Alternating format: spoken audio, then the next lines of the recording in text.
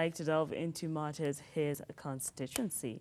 Now, being a 30-year-old leader, which is quite young, first of all, how is life as a member of parliament in the National Assembly so far? Yeah, it's a bit challenging, but you are managing. Yeah, you need to, juggle between so many things, the constituents, what you promise your constituents, family life. I just have a young wife and young daughter, 2 years. Wow. Yeah, so it's a bit challenging here and there, but we are managing. I think leadership is about responsibility, and you must rise up to the occasion and do what you need to do. All right. Yeah, so we are managing, but it's challenging for those who wish to come to parliament. It's not easy. You get, some of these challenges of having to grapple between your independence as an individual, what you think, and the position of a party that you belong to, what you agree with your other colleagues from the other, side of Jubilee, and they come back and say we've been, been whipped by the president, and they change their mind. So you look at all these things and you wonder, is this really how it's supposed to happen? But you have to live by it, and you have to, create your space inside. All right. Sadly, we had a caller that we have just lost. Eric, good morning. You can always call us back, and we'll be trying to reach you just before Mheshimiwa leaves. Now, Mheshimiwa, kindly tell us, what is it that you think got you to the Member of Parliament of Saboti? I think I sold my agenda and what I wanted to do for the people of Saboti very clearly. I campaigned, this is not the first time, during the 2013 election, I was, what do you call, Muto Mkono for Peter Kenneth when he was vying for president. And it is out of that I decided to vie, out of nowhere. I thought, let me try this seat of Saboti. Unfortunately, I did not make it. I did not know, how to go about it in politics. And mostly, the first time you always are testing ground. But the second time, which is 2017, I reorganized myself, and I came with a clear agenda. By the way, Saboti is such a cosmopolitan. And you won't believe that the people who voted for me are from other tribes other than mine. And that tells you that people were looking for my agenda. There are tribes that are dominant, and they had their candidates, like 3 very dominant tribes. They had their candidates, very strong ones, supported by the bigwigs. And, me, I was just there alone, young guys. And these people left all their tribe king, the so-called tribe king, and they voted for me. So that shows that at some level in politics, the constituents always look for a certain agenda, and they sit in you, irrespective of the tribe, irrespective of your status. They'll vote for you. So I believe I touched on the need of the people of Saboti, what they wanted, and they saw it in me. And I thank them for giving me this chance so that I can articulate their issues, and I can lead them into development. Okay, now on matters, the agenda that you say they saw and they found hope in you to take Saboti to the next level. What would you say is your number one agenda? My number one agenda, I come from, Saboti falls under Trans Nzoia as a county. And it's called the bread basket of the country. It is always called the bread basket of the country. My agenda is so much on the farming, because almost 80% or 70% of my constituents, their life revolves around farming and farm produce.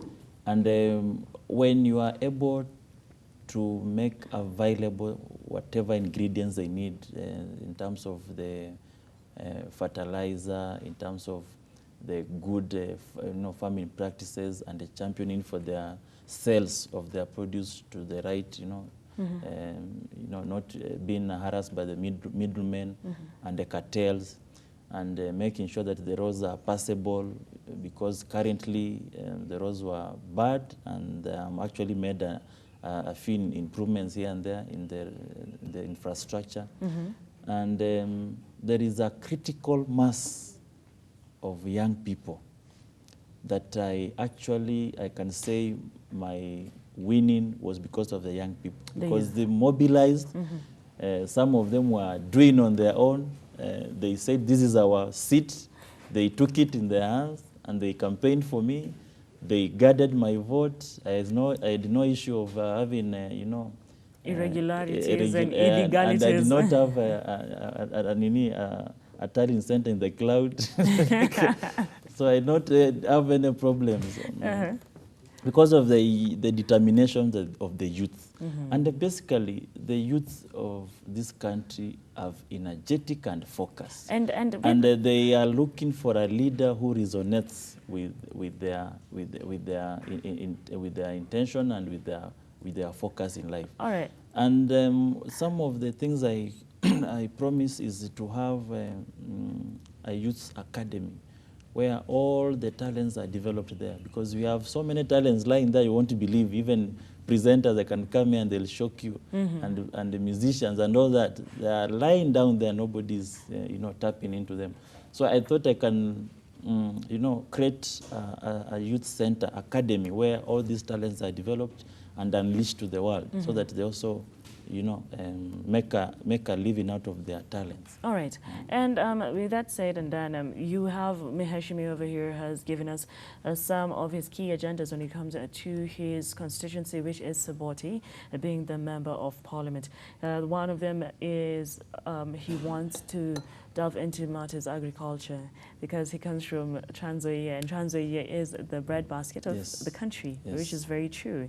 And he's also mentioned in matters youth and tapping into the different talents that the youth in Saboti constituency have. Now, Mheshimiwa, we're looking at putting aside Saboti and agriculture and the youth, as a youthful leader yourself, what do you think of the number, or rather the priority we have been given in the National Assembly? What is your take on that? Considering we're very few, and the group of the youth it's vibrant, energetic, as you said, and it's very large in this country. Do we need more representatives in there? And what are you, as one of the youthful members, or one of the youthful leaders, doing to make sure that the youth get their rights? It's not so much about representation. Representation is always there. All right. And you don't even need a youth to represent the youth. What you need is a youth agenda. A youth agenda that is championed by both the youthful leaders and the old. Because an idle youth population does not affect the youth alone. It affects the entire country. And you've seen even Al-Shabaab flourishing in this country because of the idle youth population. If they have nothing to do, there's no income generating activity, and their promises use huge sums of money, they'll go. And even, small, what we call criminal gangs, groupings all over. We have seen the Saboti Land Defense Forces, Mungikis, is a result of an idle youth population. It's called youth population bulge. And the moment this country stops, because I said and I repeat again, a youth of a nation are the trustees of prosperity. There is no any country that developed in this world without taking care of the youth population, because this is where the energy is, this is where the innovation is, and this is where all the focus of a nation is. The workforce is from the youth. The internet, social media is flooded by the youthful because population. They're very energetic. Yes. Yeah.